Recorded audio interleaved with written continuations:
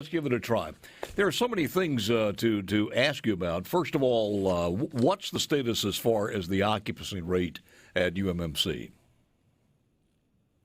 So things are looking up. I'm so pleased. We had a whole week last week where our COVID numbers were trending down. And before we got on this call this morning, I got the report that we've got 80 COVID patients in the medical center this morning. We had a high of 147 about 2 or 3 weeks ago. So 80 is still a lot, but boy, that feels so much better. So do you have some ICU beds open, Dr. Woodward? Well, so the other side of that coin is, no, we don't. I looked at our numbers in the emergency room this morning. We've got 14 folks waiting in the ER waiting area. The longest has been there 17 and a half hours. And in the emergency room, they're holding 28 admissions. 3 of those are ICU admissions. Now, during the day-to-day, I expect that we'll have patients that are discharged and patients that are moved. So I think that that will look better toward the end of today. Yeah. But it is good news that the COVID numbers are down. But are we full? We're still full. Tell me what the status is as far as the additional hospital, of the tent out there, and all of the extra beds that you have. Are they still there? Are they going to be there for a while? So the Samaritan's Purse alternate care facility, the tent that was in Garage C, they actually have left. They left middle of last week. It was a little bit earlier than we thought they would leave than they originally intended.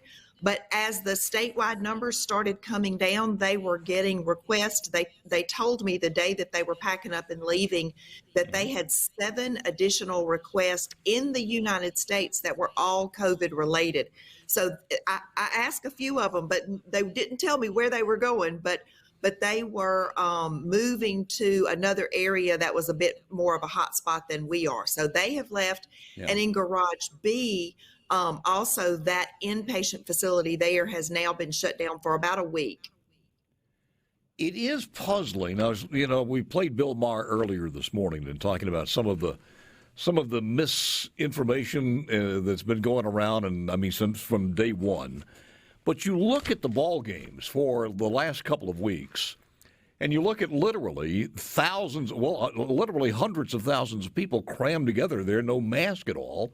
And it seems like here in the South, particularly in the state of Mississippi, we've peaked and it's going down a little bit. Is it too early to say that that's going to be a continuing trend? I wish you wouldn't have said that out loud. We need to knock on wood a little bit.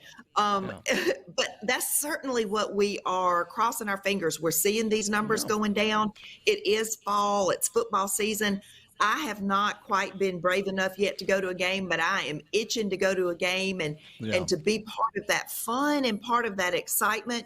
The fact that it's outdoors is good for the most part. The fact that our vaccination numbers are going up, all of these things are positive. So I'm going to cross my fingers and hope that the combination of football and return to school doesn't get us back in an upward trend. We're in a downward trend right now, and boy, it feels good. What are your thoughts on taking this to a level of having our kids, 4, 5, 6 years, let me say first and second grade, maybe even kindergarten, vaccinated? Is it a little too early to do that as far as the CDC is concerned? So I am anticipating, just based on the little chatter that I'm hearing, that this fall we'll get the green light starting at age 5 to 12 to add them into the vaccination pool. So I think that it will probably be another month or maybe even 2 months. But when we get to that point, I do think it will be good. I think it will. I think it will help a lot getting things back to normal with our children. How young are we talking about? What I'm hearing is age 5 and up is what's being considered. Is that going to be added to the mandatory vaccination requirement as far as the other ones to get into public schools? I don't know. or I guess I should say, I don't know when. I do expect that it will eventually roll into the normal required school vaccinations. Whether or not they will try to implement that for this current school year or consider that for the upcoming next school year, I just don't know. Are all three, Pfizer, J&J, and also Moderna, all three are going to have that vaccine ready for the kids? Or do you know? Again, I can't answer that. I don't know. I know that Pfizer is a little bit ahead of Moderna, which is a little bit ahead of J&J in some of their studies and their outcome studies. So I think that it will probably be sequenced. That's just my guess. I don't have any special intel on that, but based on the things that I read and the conversations that I hear at the national level. You know, I'm curious about this. I had a couple of people in the family who are around under 40, and they both had negative reactions to that second shot, Pfizer. Do we have any data that's, and they're fine, and didn't last that long, but do we have any data that says why that happens to an individual? Is it a possibility that there's an ingredients in some of that they're just allergic to? Or does it mean maybe if they didn't get the vaccine and they got COVID, they probably would have had a more serious reaction to it? Do we have any data on that, why some people do have a negative reaction and what it means? So it's hard to really read into that. I think it's safe to say that it's not an allergic reaction. It's just the variability in kind of your own body's reaction, just like with the flu vaccine. Some people get the flu vaccine and never even really can tell that they got it. And then somebody else gets the flu vaccine and feels crummy for a couple of days.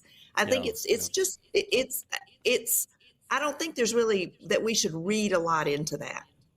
Do we have any data now as far as the booster shots and what the what that track record looks like? I had the booster last week, and kind of like the flu shot, I had a little soreness and a little bit of a swelling, but it lasted only a few hours and no big deal. But do we have any reactions to that as far as booster shots are concerned? So the same sort of thing, and we have not broadly been doing booster shots yet. We're just kind of getting into that now, doing them for the specific population. So, and I expect it will be the same as the earlier shots, where some people, in fact, do feel crummy for a couple of days, and some people just get a mild sore arm, and that's really all there is to it. What's your statement as far as the nursing situation there at UMMC? So our nurses, just like nurses all over the state and all over the country, are tired and frazzled and frustrated. You know, I talked about the patients we're holding in the emergency department, and if you go up to the ICUs, they're full. So all of the nurses and the respiratory therapist and the LPNs and the CMAs, you know, everybody there at the bedside taking care of patients are really worn thin. Seeing these numbers trending down gives us that feeling that perhaps a bit of relief is coming. You know, I think I've shared with you before, the COVID patients take additional manpower to take care of and really require some extra things that puts that additional strain on our nurses and everybody taking care of patients. So we're very glad to see the numbers going down. And even though our beds are still full, there's a bit of a sense